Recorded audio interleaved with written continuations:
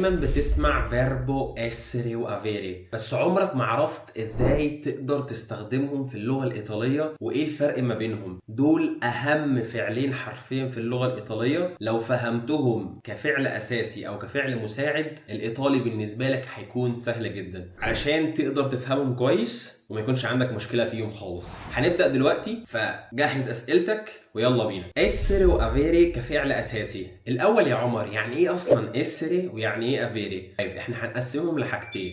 فعل اساسي يعني هو الفعل الوحيد في الجملة، وفعل مساعد ده اللي هنعرفه بعدين. عايزين نعرف الاول الفروقات بينهم كفعل اساسي علشان لما ناخدهم كفعل مساعد الموضوع يكون اسهل. فعل اساسي essere وافيري في بينهم 3 فروقات، هنصنفهم كده 3 كاتيجوريا. الاول التعريف الحرفي او الترجمه الحرفيه لاسري يعني يكون، افيري يعني يمتلك. طيب لا بريما كاتيجوريا هتبقى نيلا بريزنتاسيوني، يعني لما اجي اعمل اي حاجه خاصه بالتقديم امتى استخدم اسري وامتى استخدم افيري. اسري لو هتتكلم عن اسمك، ad esempio io sono عمر، تو ساي محمد، وهكذا. يبقى الاسم. تاني حاجة المهنة، io sono un insegnante, tu sei un medico, lei è una studentessa. ده كله مع اسري. تالت حاجة الجنسية، io sono egiziano, tu sei marocchino, lui è palestinese. تمام؟ يبقى اسري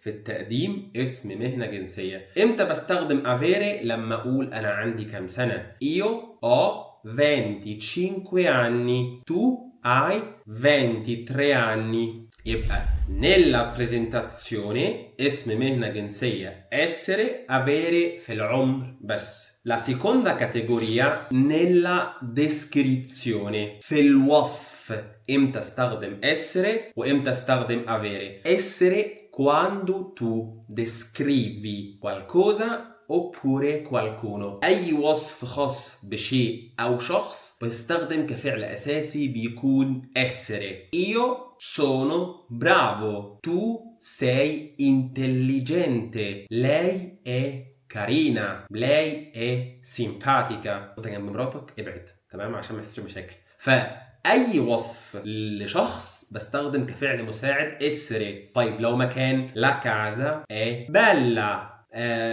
زي ايه مثلا؟ il telefono è fantastico. فأي وصف لشخص أو مكان أو شيء بستخدم الفعل الأساسي بيكون بتاعي essere. إمتى بستخدم avere في الوصف؟ قدام i nomi. يعني مثلا عمر ha i capelli ricci. هنا استخدمت كابيلي ريتشي يعني شعر كيرلي، مش هينفع أقول essere وهنعرف ليه بعدين، بس بستخدم avere، هو عنده شعر كيرلي. تمام؟ فقدامي نومي كابيلي questo nome بستخدم على طول avere.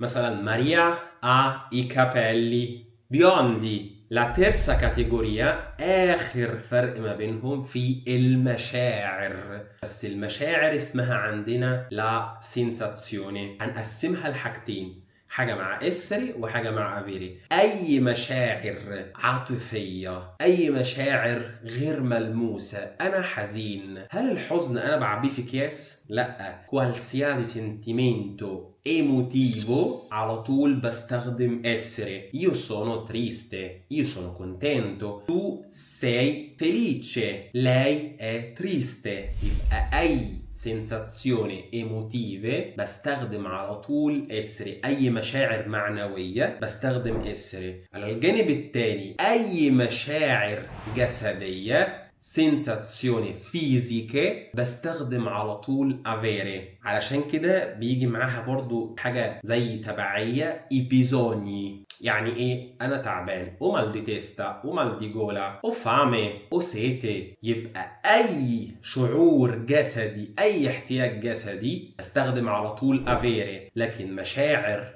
معنوية، أنا زعلان، أنا فرحان، أنا حاسس بالخواء، أي حاجة من دي بستخدم essere. Quindi io ho mal di testa, io sono stanco. يبقى دي الفروقات ما بينهم كفعل أساسي لما بستخدم essere وافيري كفعل أساسي. الجانب الثاني من الدرس essere o avere come verbi ausiliari كفعل مساعد. يعني ايه فعل مساعد؟ احنا خلاص هناخد tempi composti، يعني عندي الجملة بتتكون من فعل مساعد و participio passato. اوكي، بس لازم الاول نعرف امتى هنستخدم essere وامتى هنستخدم avere. يلا بينا. أول حاجة لازم نعرف إن أي فعل خاص بأفعال الحركة i verbi di movimento بستخدم على طول essere.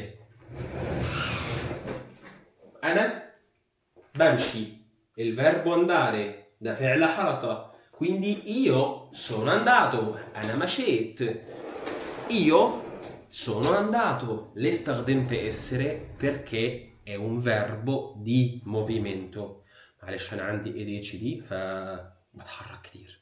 فمثلا andare، venire، tornare، كل الأفعال دي partire، كل العائلة الجميلة دي الخاصة بأفعال الحركة بستخدم essere. طيب تاني حاجة tutti i verbi riflessivi. احنا خدناها i verbi riflessivi. يعني ايه يا عمر؟ كل الأفعال المنعكسة بتكون على طول مع essere. io mi sono svegliato، io mi sono lavato. فكل أفعال i verbi riflessivi. تالت حاجة tutti i verbi di cambiamento. يعني ايه cambiamento؟ علي كان فقير، علي أصبح غني. فهنا في تغير من حالة A لحالة B.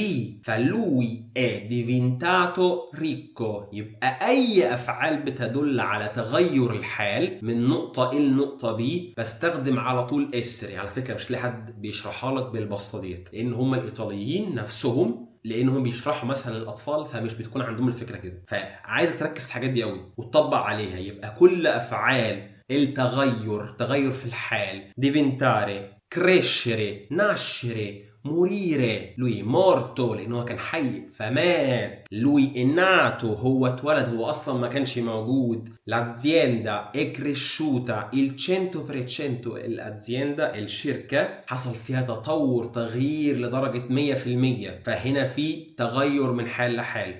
تمام؟ طب avere يا عمر امتى نستخدم avere؟ كل الأفعال التانية ما دون الثلاث حالات دول verbi di movimento، i verbi riflessivi، i verbi di cambiamento بستخدم ما دون ذلك كل الحاجات مع avere.